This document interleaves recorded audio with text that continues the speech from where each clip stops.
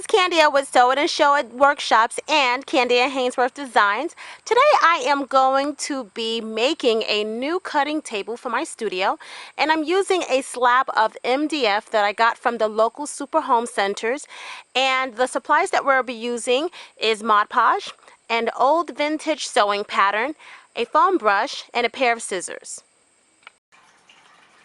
I selected a vintage dress pattern with multiple sewing options. I also used the instructions too, as well as the envelope that it came in. First, lay out the pattern, then cut it out. Next, position the pattern pieces onto your surface to make sure you have enough to cover the entire area.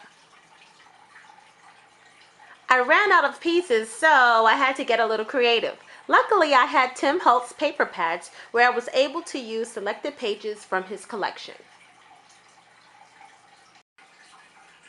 After you are satisfied with the positioning of your padding pieces, iron them if necessary.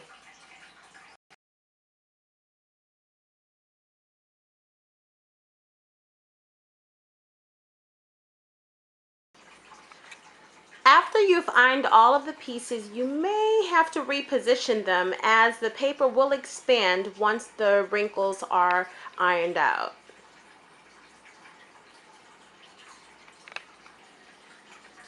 I'm going to start by applying the smaller pieces just by adding a little Mod Podge on the back of the pieces and then reposition them in the area that I have for them. Before I tackle the pattern pieces, which is the tissue paper, I'm going to apply the cardstock paper first. So these kind of papers, what the instructions were made on, is obviously made a little bit thicker, and then the Tim Holtz paper is made of cardstock. So first I'm going to do the small pieces, then I'm going to do the Tim Holtz paper because it's made of cardstock, and then I will get to the larger pieces of the tissue paper sewing patterns.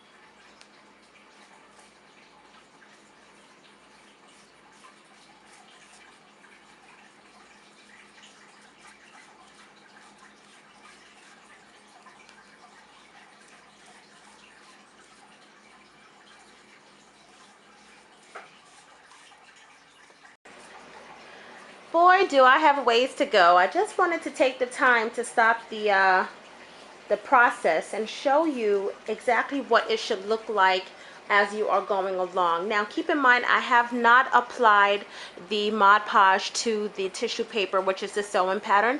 What you're looking at is just the Mod Podge applied to the cardstock and to the instructions. And remember, the cardstock is a thicker material, it's a thicker paper, and the instructions in the sewing pattern is just regular paper. I just wanted you to take a look at how liberal the Mod Podge is applied.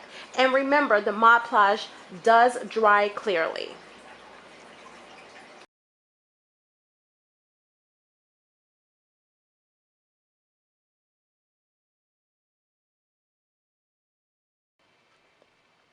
So here is my vintage cutting table, and it is a massive long. It's about 93 inches long, and then we had to cut it down, so now it's about 84 inches long, I believe.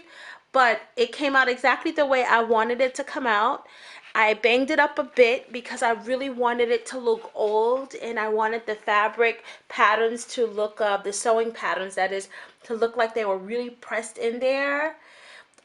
So as you can see, I even stained it to look like things had spilled on it. I just really wanted it to look old. I love the way the patterns came out. Some of the pieces were actually tea dyed. I rubbed tea over some of the pieces with a paper towel just to give it an extra brown tint. But I am really happy the way it came out. And then I sealed the whole thing with Mod Podge, so it is sealed up here very nicely. And then when something really does spill on it, all I have to do is just wipe it off, and it wipes off very nicely. So that's all for today. Thank you so much for joining in.